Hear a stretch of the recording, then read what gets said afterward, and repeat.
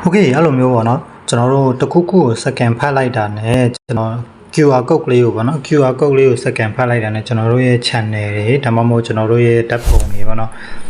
ကျွန်တော်တို့ရဲ့ဖုန်းနံပါတ်တွေ TikTok account တွေ Facebook တွေအဲ့လိုမျိုးတွေကိုရိုးဒီတိုင်းပဲ link ပေးတာမျိုးမဟုတ်ဘဲနဲ့ပေါ့နော်တကယ်ချင်းတွေကို QR code နဲ့QR code လေးQR code လေးကို scan ဖတ်လိုက်ဒါဆိုလို့ရှိရင်ကိုယ့်ရဲ့ information တွေအကုန်လုံးပါတော့မယ်အဲ့လိုမျိုးပုံစံမျိုးလေးပေါ့နော်အဲ့လိုလုပ်ချင်တယ်ဆိုလို့ရှိရင်ဒီလို QR scanner တွေနဲ့လုပ်လို့ရတော့เนาะ QR code creator တွေနဲ့လုပ်လို့ရတယ်အဲ့ဒါတဲကပါအခုကျွန်တော်လက်ရှိသုံးနေတဲ့ QR code scanner တခုနဲ့မိတ်ဆက်ပေးပါเนาะဒီကောင်ဆိုလို့ရှိရင်တော့ဒါ QR code scanner ပေါ့เนาะသူက Play Store မှာရှာလိုက်လို့ရတယ် QR code scanner ဆိုပြီးရှာလိုက်ဒီကောင်ကကြပါလုပ်လို့ရတယ်ဆိုတော့ကျွန်တော်တို့ Wi-Fi password တွေနောက်ပြီးတော့ website တွေနောက်ပြီးတော့ home address တွေနောက်ပြီးတော့ location တွေဒါတွေကိုလည်း QR code နဲ့ထုတ်လို့ရတယ်ပေါ့နော်နောက်ပြီးတော့ဒီမှာဖုန်းနံပါတ်တွေ contact တွေစာတွေကိုလည်း QR code နဲ့ထုတ်လို့ရတယ်ပိုကောင်းတာတစ်ခုကကျွန်တော်တို့စီးပွားရေးလုပ်ငန်းရှင်တွေပေါ့နော်စီးပွားရေးအလုပ်လုပ်နေတဲ့လူတွေအတွက်ပေါ့နော်ဟိုမှာခင်ဗျားကုန်ပစ္စည်းတစ်ခုရောင်းနေဆိုလို့ရှိရင်ဘာကုတ်ထုတ်လို့ရတယ်ဒီမှာတွေ့လားဒီဘာကုတ်လေးတွေပေါ့ဒီဘာကုတ်ဖန်တီးတဲ့နေရာမှာကျတော့သူ့ရဲ့ဟိုနံပါတ်ကလေးရှိပေါ့နော်တချို့ကကျ3လုံးရှိရတချို့ကကျ4လုံးရှိရပေါ့အဲ့လိုမျိုးဘာကုတ်ကလေးဖန်တီးပြီးတော့ဒီမှာ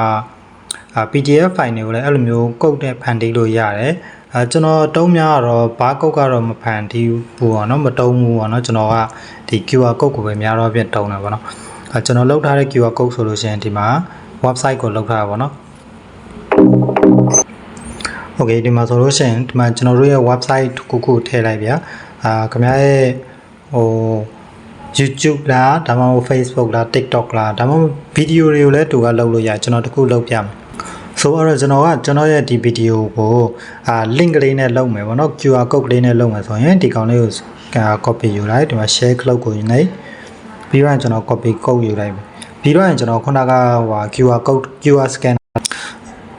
โอเคကျွန်တော် QR scanner တွေကိုရောက်လာပြီပေါ့နော်ဒါဆိုရှင်ဒီနေရာမှာခုနယူလာတဲ့ link လေးကိုထည့်လိုက်ထည့်ပြီးရင်အောက်က create ကိုနှိပ်လိုက်အောက်က create ကိုနှိပ်လိုက်ပြီဆိုရင်သူကဒီလိုလေး QR code တစ်ခုဖန်တီးပေးရပါတော့ကျွန်တော်က save နှိပ်လိုက်တယ်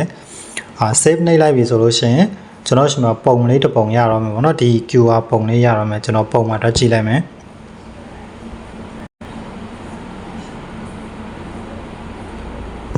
โอเคဒီမှာကြည့်မယ်ဆိုလို့ရှိရင်ကျွန်တော်ဒီမှာ QR code လေးတစ်ခုရလာပြီပေါ့နော်ဒီ code ကိုတကယ်ချင်းရ second ဖတ်တီဖြစ်စေကိုတိုင်း second ဖတ်တီဖြစ်စေ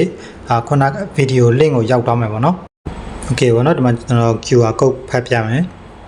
ဒီကောင်လေးနှိပ်လိုက်ဒီ QR code လေးကိုပုံလေးကိုရွေးလိုက်ရပါတော့ဒါဆိုလို့ရှိရင်သူ second ဖတ်ပြီးတော့ခုနက YouTube video လေးကိုရောက်သွားမယ်ပေါ့နော်ဒီမှာ loading တစ်ခါတည်းရောက်သွားတယ်ဒီမှာ detail တစ်ခါတည်းရောက်သွားပြီပေါ့နော် QR code က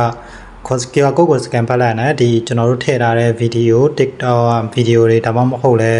YouTube channel တွေTikTok account တွေအဲ့လိုမျိုးရှိကိုရောက်သွားကြရပါတော့။ Okay အားလုံးပဲအဆင်ပြေကြမလို့ကျွန်တော်ထင်တယ်။ဒါကတော့ဟိုလောက်တက်တဲ့လာစမ်းပြီးကလေးချင်တဲ့လူတွေအတွက်ကျွန်တော်တင်ပေးလိုက်တာပါ။တိုးရဲ့ဟွာတော့ဒီကောင်ပေါ့နော်။ဒီ QR code scanner ပါ။အရင်တော့ကျွန်တော်အဲ့ကောင်မတုံးဘူး။အရင်ကတော့ကျွန်တော်တုံးတာဒီကောင်တုံးတာဟုတ်တယ်။ဒီမှာဒီကောင်။ဒါကကြတော့ version အတစ်ထွက်တာပေါ့နော်။ဒီကောင်ကကြအင်းတော့ဟာကပို့ပြီးတော့300ကောင်းတယ်ကြော်ညာတိတ်မများဘူးဒီကောင်ကကြော်ညာနည်းနည်းများလာလို့ခံစားရတယ်ဘောနော်ဒါမိတ်ဆိုလို့3ချင်တယ်ကလေးချင်တယ်ဆိုလို့ရှိရင်ကလေးကြည့်ဖို့ဘောနော်โอเค